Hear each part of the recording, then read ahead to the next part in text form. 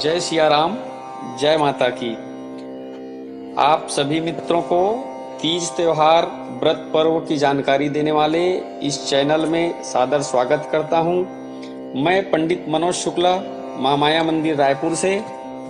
आइए आज आप सभी मित्रों को अक्षय तृतीया के बारे में अवगत कराता हूं। हिंदी पंचांग के अनुसार वैशाख मास के शुक्ल पक्ष की तृतीया तिथि को ही अक्षय तृतीया के नाम से जाना जाता है। कहीं कहीं पर इसे आखा तीज व अक्ति के नाम से भी जाना जाता है। पुराणों के अनुसार महाराज युधिष्ठिर ने भगवान श्री कृष्ण जी से अक्षय तृतीया के महत्व के बारे में बताने के लिए निवेदन किया। तब भगवान श्री कृष्ण ने उनको बताया कि यत् किंचित दीयते दानम स्व अल्पम वा यदि वा बहु तत् सर्वं क्षयं यस्मात् तेनेयम क्षमा स्मृता। अर्थात हे युधिष्ठिर, यह परम पुण्यमयी तिथि है। इस दिन स्नान, जप, तप, होम, स्वाध्याय, पितृ तर्पण, दान आदि जो कुछ भी व्यक्ति करता है वह अक्षय पुण्य का फल भागी होता है। यह नाम से ही स्पष्ट है कि इस दिन कोई भी किया गया कार्य जो है अक्षय हो जाता है, अर्थात उसका नाश नहीं होता। इसीलिए इस तिथि को अक्षय तृतीया के नाम से जाना जाता है। उसके अलावा यह तिथि एक ऐसी तिथि है जिसमें भगवान विष्णु के 24 अवतारों में से 3 अवतारों का प्राकट्य इसी दिन हुआ था। भगवान विष्णु के 24 अवतारों में चतुर्थ अवतार नरनारायण का, 16वां अवतार भगवान हयग्रीव का तथा 18वां अवतार भगवान परशुराम जी का। ये तीनों अवतार जो है इसी अक्षय तृतीया के दिन हुआ था। इसलिए भी यह तिथि जो है अपने आप में बहुत महत्वपूर्ण तिथि है। पुराणों के अनुसार इसी दिन मातंगी देवी का भी प्राकट्य माना गया है।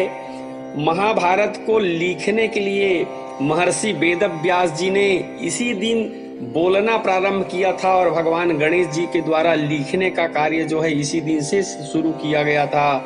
यह बहुत पुण्यप्रद तिथि है। साल भर तक वस्त्र तथा पुष्प आदि से भगवान बांके बिहारी के वृंदावन में चरण जो है ढके रहते हैं, लेकिन इसी दिन भगवान बांके बिहारी के चरणों का दर्शन होता है। और यह अक्षय तृतीया का जो मुहूर्त है अपने आप में सर्वसिद्ध अबूझ मुहूर्त कहा गया है।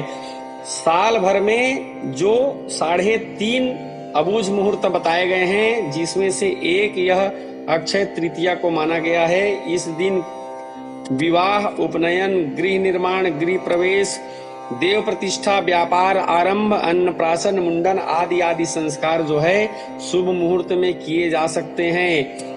छत्तीसगढ़, मध्य प्रदेश, राजस्थान, हरियाणा, उत्तर प्रदेश आदि आदि क्षेत्रों में भी इस तिथि को बड़े धूमधाम से मनाने की परंपरा है। आज ही की दिन से ही उड़ीसा क्षेत्र में भगवान जगन्नाथ की जो यात्रा निकाली जाती है उसके लिए रथों का निर्माण आज ही अक्षय तृतीया के दिन से आरंभ किया जाता है। इसके अलावा हमारे छत्तीसगढ़ की परंपरा में अक्ति त्योहार को बहुत ही धूमधाम से मनाया जाता है। छत्तीसगढ़ में अक्षय तृतीया को अक्ति के नाम से जानते हैं। यह त्योहार जो है 12 मास में एक ऐसा त्योहार होता है जो कि छत्तीसगढ़ के किसानों के लिए एक महत्वपूर्ण दिन होता है। इसी दिन से किसान जो है अपने खेती कार्य के लिए तथा पौनी पसारी, जिसको हम लोग नाई, रावत, गांव के जो बैगा है इत्यादि इत्यादि जो है इसी दिन से निर्धारित करते हैं।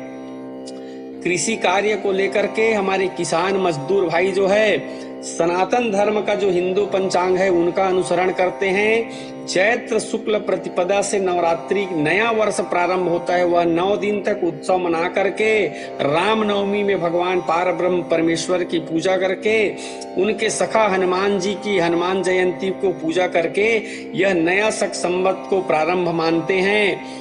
और उसके बाद यह अक्षय तृतीया का दिन ही एक ऐसा दिन होता है जिस दिन से हमारे छत्तीसगढ़ के किसान भाई जो है सौनाही, इतवारी, हरेली, भोजली, राखी, कमरछठ, आठे कन्हैया, गरब पूजा, पोरा इत्यादि इत्यादि अपने कृषि कार्य के बीच बीच में पूरे वर्ष भर में यह त्योहार जो है होली तक के मनाने की सिलसिला जो है आपस में सामाजिक पारिवारिक प्रेम भाव सहित समरसता को प्रकट करता है।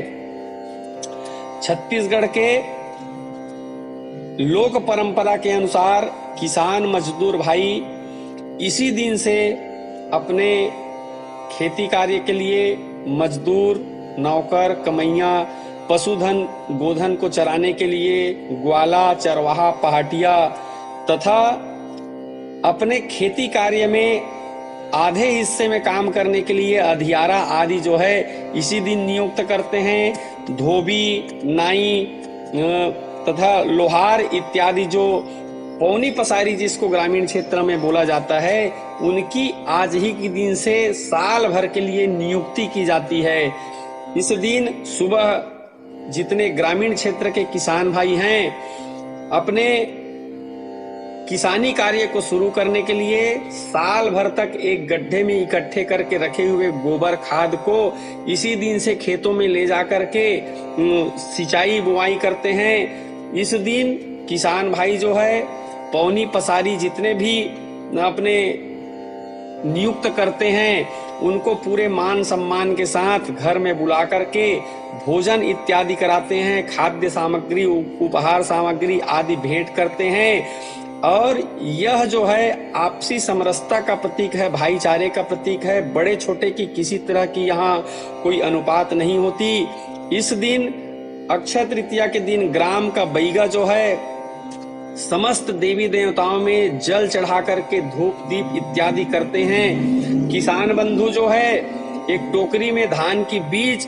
और हल में लगे हुए जो लोहा होता है जिससे हम जुताई करते हैं, वह लोहा को लेकर के पूरी पूजन सामग्री को लेकर के गांव के समस्त देवी देवताओं में जाकर के यथाशक्ति पूजन करते हैं और वहां पर धान थोड़ा सा छोड़ करके वहां आते हैं और निवेदन करते हैं कि साल भर में जो खेती किसानी करूं वह आपकी कृपा से सब परिपूर्ण हो। इस तरह से यह अक्ति का त्योहार ग्रामीण क्षेत्र में सभी देवताओं की पूजा करके यह प्रारंभ की जाती है। कुछ जगह पर प्राचीन परंपरा है कि इस अक्षय तृतीया की पूर्व रात्रि में एक मटकी में जल भर करके किसी देव स्थल में रखा जाता है। उस मटकी के जल को देख रेख व्यवस्था करने के लिए एक व्यक्ति को नियुक्त करते हैं।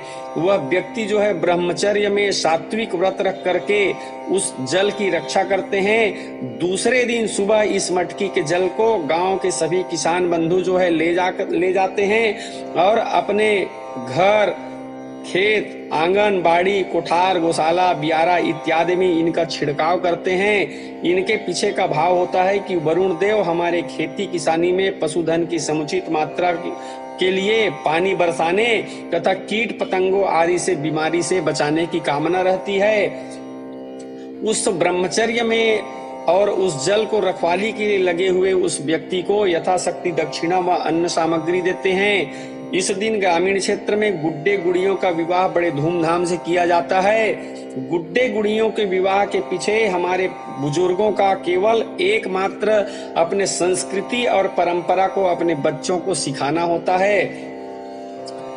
इस दिन बड़े धूमधाम से बच्चे और बड़े बुजुर्ग जो हैं अपने घर में शादी का आयोजन करते हैं। अपने आसपास के बड़े बुजुर्गों को, अपने रिश्तेदारों को आमंत्रित करते हैं और पूरी संस्कृति परंपरा और प्रचलित रस्मों रिवाजों को अपने बड़े बुजुर्गों से पूछ करके गुड्डे गुड़ियों का विवाह जो है, जैसे सेहरा बांधना, बारात निकालना, विवाह गीत गाना, धर्म टीका करना, टिकावन करना इत्यादि इत्यादि का कार्य करते हैं। बड़े बुजुर्ग भी बड़े धूमधाम से इस आयोजन में बढ़ चढ़ कर के हिस्सा लेकर के बच्चों को टिकावन इत्यादि रुपए पैसे दान करके बच्चों के उत्साह को बढ़ाते हैं। इस तरह से हम यह कह सकते हैं कि छत्तीसगढ़ में लोक परंपरा, सामाजिक मेल मिलाप, आपसी भाईचारे और सामाजिक समरसता के हर वर्ग में जीवित रखने का प्रत्यक्ष प्रमाण यह अक्षय तृतीया का त्योहार है, जो ऊंच नीच, छोटे बड़े आदि के भेदभाव को दूर करके एकता की डोरी में बांध करके पूरे ग्रामीण क्षेत्र के चारों तरफ के वातावरण को बहुत ही शुभ और मंगलमय बनाता है। आइए आप सबको भी इस अक्षय तृतीया की पावन और शुभकामनाएं देता हूं।